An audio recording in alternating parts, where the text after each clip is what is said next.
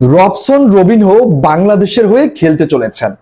Robson Robinho বাংলাদেশে আসতে চলেছেন, এরকম একটা নিউজ আমরা দেখতে পাচ্ছি সন্ধ্যার পর থেকে, এবং প্রত্যেকেই এই জিনিসটা নিয়ে আগ্রহ প্রকাশ করেছেন, প্রত্যেকেই জানতে চাচ্ছেন জিনিসটা আসলে কি হতে চলেছে। এর ভিতর রবসন রবিনহো তার স্টোরিতে একটি স্ট্যাটাস দিয়েছেন এবং তিনি সেখানে লিখেছেন, হ্যালো বাংলাদেশের ফুটবল ফ্যান যারা আমাকে ভালোবাসেন তাদেরকে বলছি, বাংলাদেশ ফুটবল ফেডারেশন এখনো আমার সাথে যোগাযোগ করেননি এবং এই খবরটি সম্পূর্ণ মিথ্যা। তিনি এই কথাটি আবার স্টোরি দিয়েছেন। এখন সমর্থকদের মাঝে, বাংলাদেশের ফুটবল ফ্যান্সদের মাঝে এক ধরনের ভুল বোঝাবুঝি শুরু হয়েছে, যেখানে কেউ মনে করছেন যে এই খবরটি একদমই ভুয়া, আবার কেউ মনে করছেন যে এই খবরটি হতে পারে, সম্ভাবনা রয়েছে। পুরো বিষয়টি আমি এই ভিডিওতে বুঝিয়ে বলার ট্রাই করছি। প্রথম কথা হচ্ছে, হ্যাঁ, বাফুফে থেকে একটি সিদ্ধান্ত নেওয়া হয়েছে, এই খবরটি অলরেডি আমরা জানতে পেরেছি এবং এই খবরটি অনেকটা নিশ্চিত বলা যায়।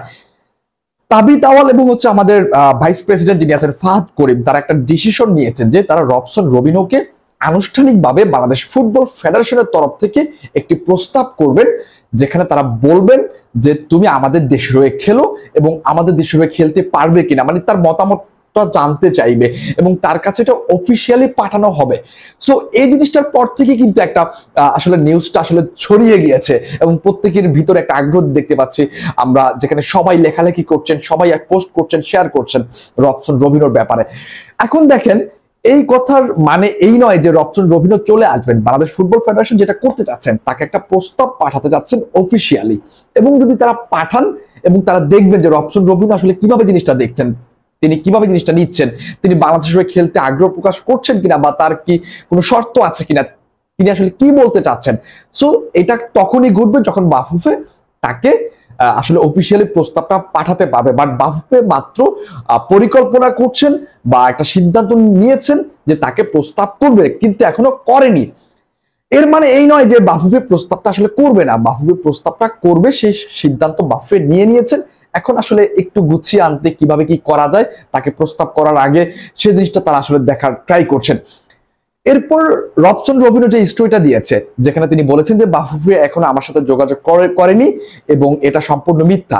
তার এই স্টোরির মানে এই নয় যে তিনি বাংলাদেশের হয়ে খেলতে ইচ্ছুক নয়। এখন অনেকেই মনে করছেন যে রবসন রবিনহো বাংলাদেশের হয়ে খেলতে ইচ্ছুক না, কারণ তিনি স্ট্যাটাস দিয়েছেন এবং তিনি বলেছেন যে এটা মিথ্যা। তিনি আসলে মিথ্যাটা কোন প্রসঙ্গে বলেছেন? তিনি বলেছেন বাফুফে থেকে এখনো আমার সাথে যোগাযোগ করা হয়নি এবং এই খবরটি, যে খবরগুলো এখন ছড়াচ্ছে, সেই খবরটি মিথ্যা। তিনি আসলে এটা বোঝাতে চেয়েছেন। তিনি কিন্তু উল্লেখ করেন নাই যে আমি কখনোই বাংলাদেশের হয়ে খেলবো না, বাফুফে প্রস্তাব করলেও খেলবো না, তিনি কিন্তু এই কথাগুলো মেনশন করেন নাই। তার মানে এই নয় যে তিনি বাংলাদেশের হয়ে খেলতে ইচ্ছুক নয়। এখন বিষয়টা হচ্ছে এই জায়গায় যে বাফুফে প্রস্তাব দেওয়ার পর রবসন রবিনহোর আসলে তিনি কি বলেন, রিপ্লাইতে তিনি আসলে কি বলেন, তিনি বাংলাদেশে খেলতে চান কিনা, নাকি তিনি সময় চান, নাকি তিনি অনেক শর্ত দেন, এই জিনিসগুলো তখনই ঘটবে যখন বাফুফে প্রস্তাবটা দিবেন। সো এখনই আসলে সবকিছু বলা যাচ্ছে না। তবে যেহেতু সে ল্যাটিন প্লেয়ার, ব্রাজিলের আসলে প্লেয়ার, সে জায়গায় কিন্তু তিনি আসলে বাস্তবতা সামনে এনে দেখা ট্রাই করবেন। ইমোশন তিনি আসলে কাজে লাগাবেন কিনা আমি জানি না। তবে আমার কাছে মনে হয় রবসন রবিনহো যদি বাংলাদেশে আসতে পারতো বা তাকে যদি আনা যেত, রাজি করানো যেত, তাহলে আমার কাছে মনে হয় এই টিমটা আরো শক্তিশালী হতো। কারণ অলরেডি হামজা, শমিদ, ফামিদুলকে কেন্দ্র করে কিন্তু, তাদেরকে ঘিরে কিন্তু অলরেডি একটা শক্তিশালী টিম কিন্তু আমরা বানিয়ে ফেলেছি। সো এর ভিতর যদি রবসন রবিনহোর মতো একজন অ্যাটাকিং মিডফিল্ডার, প্লে মেকার যদি আমরা পেয়ে যেতে পারি, তাহলে কিন্তু এই দলটা আরো অনেক শক্তিশালী হতো এবং এটা আসলে বলাই যায় 100%। সো দেখা যাক শেষ পর্যন্ত আসলে কি হয়। তবে আশা করব যাই হোক না কেন, তা যেন বাংলাদেশ ফুটবলের জন্য ভালো কিছু বয়ে আনে। সবাইকে অনেক অনেক ধন্যবাদ। আল্লাহ হাফেজ, আসসালামু আলাইকুম।